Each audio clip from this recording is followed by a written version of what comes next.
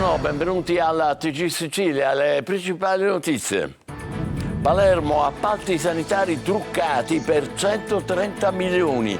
10 indagati, la procura parla di un comitato d'affari criminale composto da dirigenti pubblici, lobbisti e imprenditori in contiguità con esponenti politici di rilievo.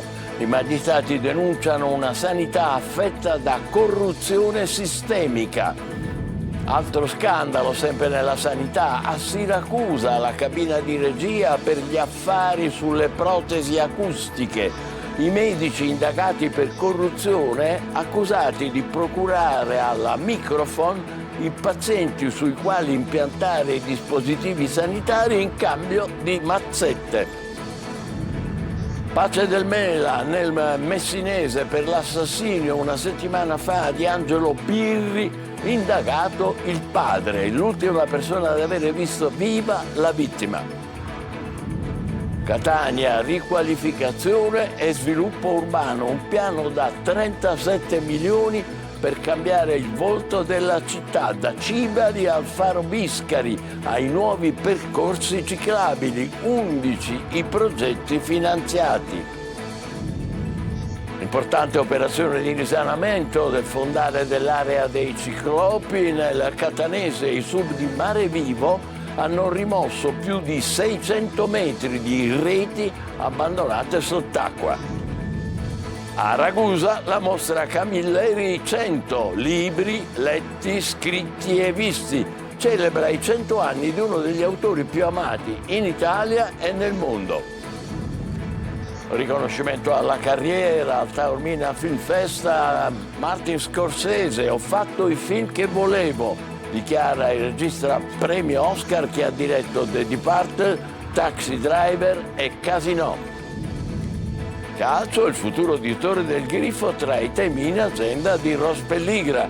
Il presidente del Catania è arrivato in città per pianificare la nuova stagione del club rossazzurro.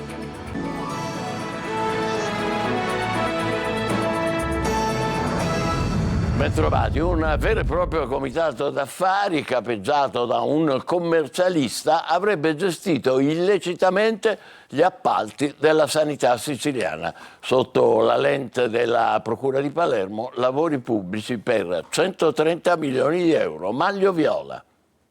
Un vero e proprio comitato d'affari per governare illecitamente gli appalti della sanità siciliana, appalti del valore complessivo di ben 130 milioni di euro, quelli finiti nel mirino della Guardia di Finanza, almeno 5 quelli che sarebbero stati manipolati attraverso gare fatte ad hoc per imprese amiche, commissioni aggiudicatrice infiltrate e tanto altro. Si tratta di forniture e opere per l'ASP di Trapani, 2 appalti dell'ASP di Caltanissetta, una fornitura per l'ospedale civico di Palermo e un'altra per l'ospedale Villa Sofia Cervello, sempre di Palermo. Sono 2 le persone finite ai domiciliari, 10 in totale le misure restrittive della libertà che riguardano anche imprenditori del settore delle forniture mediche a livello nazionale, 15 in tutto gli indagati nell'inchiesta coordinata dalla Procura di Palermo svolta dalla Guardia di Finanza. A capo di tutto, secondo gli inquirenti, c'era un commercialista con importanti relazioni con i manager di mezza Sicilia e incarichi di consulenza un po' dappertutto nella sanità dell'isola. Si tratta di Antonio Sciacchitano, commercialista appunto noto a tutti, in grado di alzare il telefono e parlare direttamente con i manager e con i direttori generali e amministrativi. Nel suo studio i finanzieri hanno trovato 44.000 euro in contanti, mentre addosso al momento del fermo ne aveva altri 3.000. Molteplici le iniziative e gli espedienti messi in atto, fra cui l'invio ai referenti delle imprese da avvantaggiare di documentazione segretata relativa a gare ancora da bandire, la costruzione di capitolati d'appalto ad hoc sulla base delle indicazioni ricevute dagli stessi interlocutori, fino ad arrivare all'annullamento dei bandi laddove non gradite le aggiudicazioni. Il gruppo interveniva anche nella scelta dei componenti delle commissioni di gara per accertarsi che fossero vicini ai membri dell'organizzazione. Tutti gli indagati sono già stati ascoltati prima dell'emissione dei provvedimenti, ma l'inchiesta deve ancora approfondire altri appalti ed altri lavori. Restiamo su questa indagine su sanità e mazzette. Le intercettazioni svelano irregolarità su 6 appalti fra Palermo, Trapani, Caltanissetta. Al centro di tutto Antonino Sciacchitano, commercialista e consulente di diverse aziende sanitarie. Marco Gullà.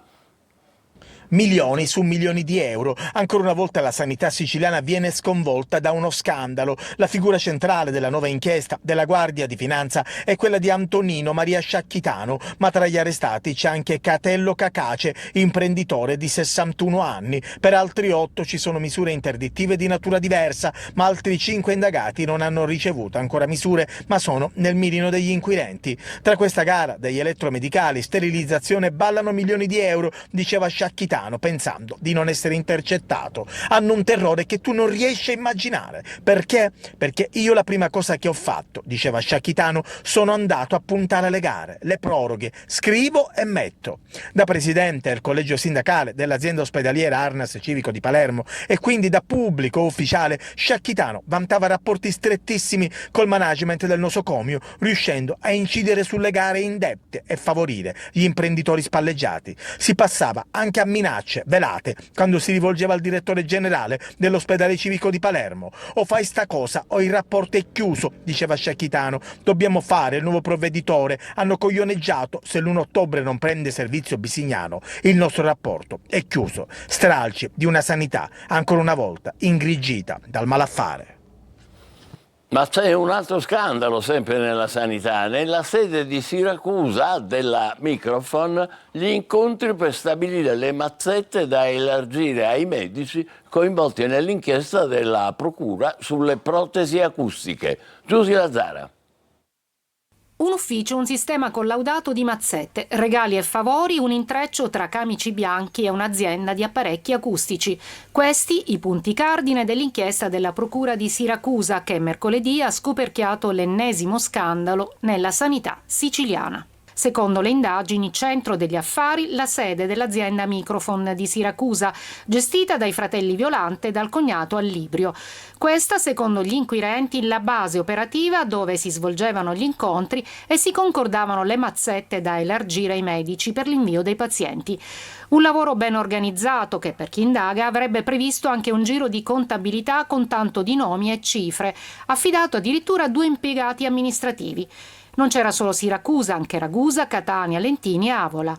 Nell'inchiesta ci sono 22 indagati, tra loro medici del Policlinico di Catania, dell'unità operativa complessa, di Otorino, Laringoiatria, Igola Mantia, Luigi Maiolino e Pasquale Albanese. E ancora l'Otorino Raffaele Azzaro. Compare nelle carte anche il primario del Gravina di Caltagirone, Salvatore Ronzisvalle, Pasqualino Monea, primario del San Salvatore di Paternò, e Leila Pintaldi che opera negli ambulatori dell'ASP. Denaro, contanti, viaggi e cene che secondo i militari del NAS di Ragusa, coordinati dalla Procura di Siracusa, facevano parte degli accordi. Ultima pagina. Per l'omicidio di Angelo Pirri venerdì scorso a Pace del Mela nel Messinese è indagato il padre della vittima, ma la Procura non considera ancora del tutto chiuse le indagini. Francesco Triolo. Le indagini sull'omicidio di Angelo Pirri avvenuto venerdì scorso a Pace del Mela potrebbero essere ad un punto di svolta. La Procura di Barcellona ha iscritto nel registro degli indagati il padre del 41enne Sebastiano Pirri, 63 anni. L'uomo, pensionato, è al momento l'unico indagato per la morte del figlio. I magistrati stanno riannodando le fila dell'indagine. Dalla dinamica pare che Pirri abbia tentato di fuggire scavalcando il guardrail dell'autostrada prima di essere freddato. Agli ultimi contatti proprio il padre sarebbe l'ultima persona ad averlo visto vivo quando lo aveva accompagnato in auto al rientro da Napoli. Cosa facesse a Napoli è quello che gli inquirenti stanno cercando di capire, se per una nuova compagna o per altro. Il 41enne si occupava di parti meccaniche e accessori per imbarcazioni da diporto. Al padre di Angelo Pirri è stato notificato un avviso di garanzia. L'ipotesi di reato è contestata e omicidio volontario. Gli è stata inoltre perquisita l'abitazione e sequestrate apparecchiature telefoniche. I procuratori Carlo Brai e Doro Esposita, sotto il coordinamento del procuratore di Barcellona Giuseppe Verzera, hanno anche disposto ulteriori accertamenti sulla salma per chiarire aspetti emersi durante le indagini. A Bagheria arrestate 5 persone per droga e armi. Erano ferme accanto a 2 auto intente a trasferire alcune buste da un veicolo all'altro. I carabinieri hanno deciso di fare un controllo, ma una delle auto è fuggita lanciandosi in una corsa sfrenata fino a quando non è stata bloccata da un'altra pattuglia. Nell'auto sono stati trovati 20 kg di hashish e diverse migliaia di euro. La Commissione regionale antimafia a Caltanissetta. Sul territorio onisteno spaccio ed estorsione le principali attività della criminalità organizzata. Rita Cinardi. Si è riunita questa mattina a Caltanissetta in prefettura per riprendere la mappatura a 2 anni dalla prima tappa nissena la Commissione parlamentare di inchiesta e vigilanza sul fenomeno della mafia e della corruzione in Sicilia dell'ARS, presieduta da Antonello Cracolici, per sentire esponenti delle forze dell'ordine, procuratori e sindaci del territorio. In mattinata si è svolta l'audizione del Comitato Provinciale per l'Ordine e la Sicurezza e del capocentro della DIA per la mappatura sullo stato della criminalità organizzata in provincia. È stata poi la volta del procuratore generale e il procuratore capo. Al centro dell'audizione armi, stupefacenti ed estorsioni, che ancora oggi rimangono la principale attività delle organizzazioni mafiose nel Nisseno, soprattutto sul territorio gelese. Permane una preoccupazione che anche qui abbiamo registrato che è diffusa in tutta la regione, che è l'approvvigionamento di armi. Questa è una novità che credo importante dare un annuncio. Ci sono diverse denunce da parte di commercianti e operatori economici per attività estorsive. Questo va in controtendenza rispetto ad alcune aree della Sicilia. Nel pomeriggio la Commissione incontrerà i sindaci del Libero Consorzio Comunale di Caltanissetta per proseguire nel suo lavoro di ascolto degli amministratori siciliani sui problemi legati alla presenza della criminalità di stampo mafioso sul territorio. Catania adesso, riqualificazione e sviluppo urbano, un piano da 37 milioni di euro per cambiare il volto della città, 11 i progetti già finanziati. Tonino De Mana. Un investimento da 37 milioni e mezzo di euro per 11 progetti che cambieranno il volto di Catania con interventi mirati a potenziare infrastrutture, strade, marciapiedi, piazze, scuole e realizzare affascinanti percorsi ciclabili. Uno di questi collegherà Catania Borgo, Mister Bianco, Belpasso e Piano Tavola, costo 5 milioni di euro. Grande attenzione al quartiere Cibali con la creazione di percorsi pedonali e ciclabili in prossimità delle aree metropolitane di Cibali e Milo, e alla cultura con la riqualificazione di un nuovo spazio museale dell'ex convento Crociferi, mentre 6 milioni e mezzo di euro sono stati stanziati per rilanciare l'area di Faro Biscari, ex Fiera Kennedy, che diventerà un'area strategica per eventi e accoglienza. La soddisfazione negli occhi e nelle parole del sindaco trantino. Tanti passi in avanti per la città, all'insegna di più categorie di lavori, quindi dall'inclusione alla mobilità, alla riqualificazione di alcune strade, alla soluzione di problemi rispetto ad alcuni temi. Penso fra tutti il polo museale di via Crociferi, rimasto incrostato per anni per degli errori compiuti in passato, errori di natura progettuale, e abbiamo deciso basta, azzeriamo e ricominciamo, non da zero perché gran parte delle cose sono state fatte, però cerchiamo adesso di accelerare per la conclusione del progetto. Fondi europei abilmente intercettati dall'assessore alle politiche comunitarie Sergio Parisi. Gioco di squadra con progetti importanti legati alla mobilità, alla rigenerazione urbana della nostra città, quindi un ulteriore tassello per andare avanti nell'utilizzo di fondi comunitari, quindi senza un solo centesimo a carico del comune e dei comuni ovviamente che fanno parte delle FUO, che sono ben 21. Finanziamenti anche per l'efficientamento energetico dell'Istituto Campanella Sturzo e per il miglioramento sismico dell'edificio scolastico Mimosa. Adesso vediamo le immagini di un'importante operazione di ripulitura del fondale dell'area dei Ciclopi nel Catanese, dove i sub di Mare Vivo hanno rimosso oltre 600 metri di reti abbandonate lì. Emanuela Corsi. I faraglioni che svettano dal mare, l'isola Lachea, i fondali con una morfologia lavica contraddistinta da rocce scure e taglienti che creano una barriera abitata da numerose specie di pesci. Quella delle isole Ciclopi è un'area protetta tra mito e leggenda che si estende nel tratto di mare antistante Aci Trezza e quello tra Capomulini e Puntaguzza nel comune di Aci Castello. Questo ecosistema di straordinaria bellezza e biodiversità da anni viene minacciato dalla presenza di attrezzi da pesca abbandonati e rifiuti ingombranti. Grazie all'intervento investimento di Mare Vivo, che come vediamo in queste immagini ha rimosso oltre 600 metri di reti fantasma abbandonate sul fondale, è tornato a splendere. La presenza di questi attrezzi era stata segnalata dai cacciatori di reti fantasma, un gruppo di subacquei amanti del mare che operano nella zona da moltissimi anni e che hanno supportato la divisione subacquea dell'associazione in questa attività. La conformazione dell'area facilita la pesca intensiva e l'intrappolamento delle reti che restano incagliate causa un impatto devastante sull'equilibrio dell'ecosistema, continuando a catturare tra le loro maglie la fauna e la flora marina. Pochi giorni fa i volontari di Mare Vivo hanno effettuato un'altra importante operazione di recupero a Milazzo, nel Messinese, che ha portato alla rimozione di 6 tonnellate di pneumatici fuori uso dal fondale. Complimenti davvero a Mare Vivo e ai sub che collaborano con l'associazione. Attimi di paura sulla Catania-Ragusa. In fiamme, come vedete, un autobus di linea della Etna Trasporti.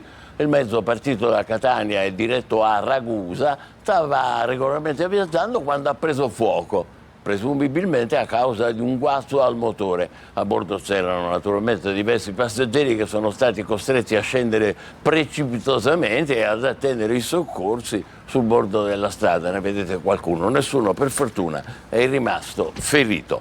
La cattedrale di Siracusa come non l'avete mai vista, con un visore si può rivivere la storia del Tempio attraverso i secoli, una novità che attrae siracusani e turisti e che ha provato per noi Francesco Aloi.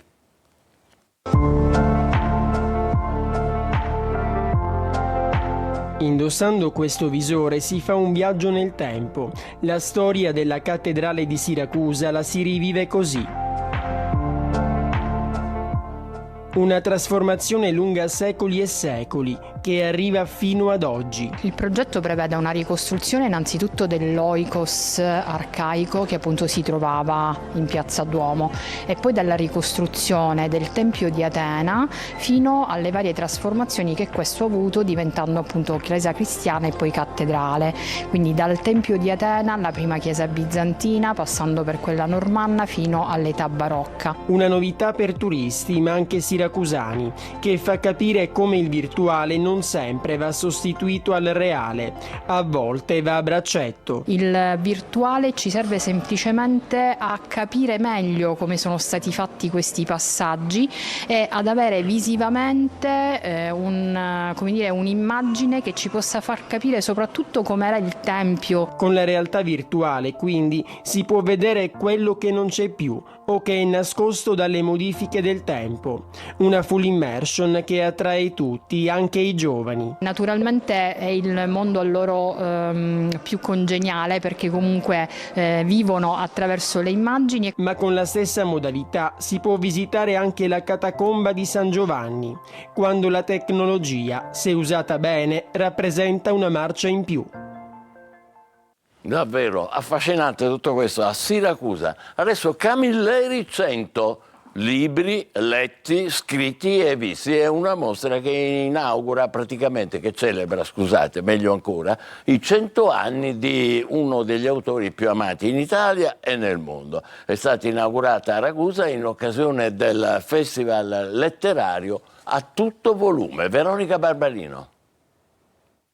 73 titoli pubblicati con la casa editrice Sellerio, 50 milioni di copie tradotte in 37 lingue e vendute in 34 paesi. Montalbano è il suo personaggio più celebre. A 100 anni dalla sua nascita, lo scrittore siciliano Andrea Camilleri viene ricordato e celebrato in tutta Italia e anche a Ragusa.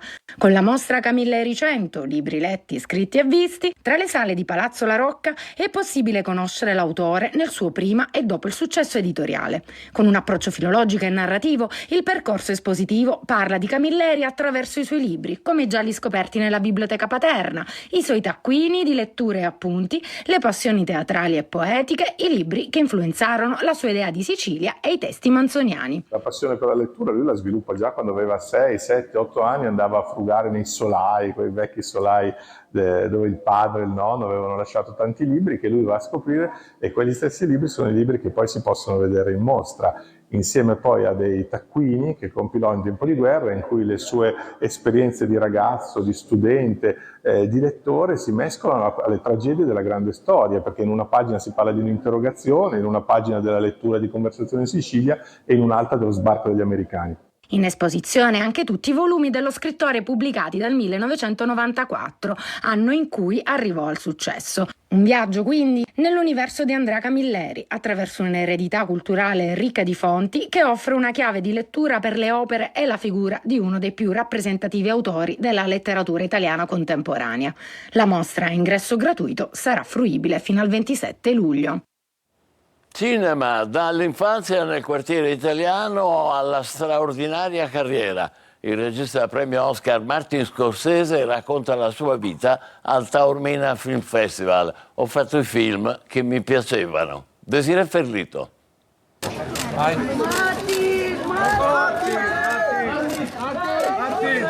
Un'altra leggenda del cinema accende il Taormina Film Fest. Martin Scorsese, accolto da un bagno di folla, regala emozioni hollywoodiane. Il maestro è giunto alla kermesse per ritirare il prestigioso premio alla sua carriera. È proprio la sua carriera, la sua storia, affonda origini antichissime in Sicilia. Lo avevamo visto a Polizzi Generosa, da dove partì appena 19enne per l'America a inizio Novecento, quello che sarebbe diventato suo nonno. Io ero immerso nella cultura siciliana, ma accanto a me vivevano napoletani, calabresi, ma nello stesso quartiere c'era chi era onesto e sosteneva la famiglia, e chi viveva la cultura della strada e la criminalità. La religione al centro della sua vita. Dio è sempre stato il mio stimolo principale. Mi sono sempre interessato ai principi del cristianesimo e come si applicano nella vita di tutti i giorni, non solo in chiesa e nei rapporti con gli altri. Un divo che non rinnega la sua famiglia e resta ancorato alle sue radici. Martin ha sfilato sul red carpet accanto al suo più grande capolavoro, la figlia Francesca, sfoggiando un impeccabile smoking nero, colore non colore scelto da entrambi. L'eleganza del maestro Scorsese sta proprio nella misura dei suoi gesti, dei suoi sguardi, nel suo modo di rimanere sempre terreno, nonostante la grandiosità della sua carriera. Era l'82, non lo so cosa è successo. Facevamo film, ho scelto di fare film che mi piacevano, nel migliore modo possibile. Anche la musica ha reso perfetta una serata che ha parlato di arte in uno dei teatri più belli al mondo. Ha incantato la voce calda di Noemi e la contemporaneità di Baby K. Tantissime le stelle che hanno sfilato sul red carpet, accendendo su Taormina un faro che illumina le sue infinite bellezze. Alessandra Mastronardi, Elena Pastorelli e poi la star di Grey's Anatomy, Jessie Williams. La nostra pausa, tra poco per il calcio, il futuro di Torre del Grifo e la pianificazione della prossima stagione del Catania. Vi aspetto, state con noi.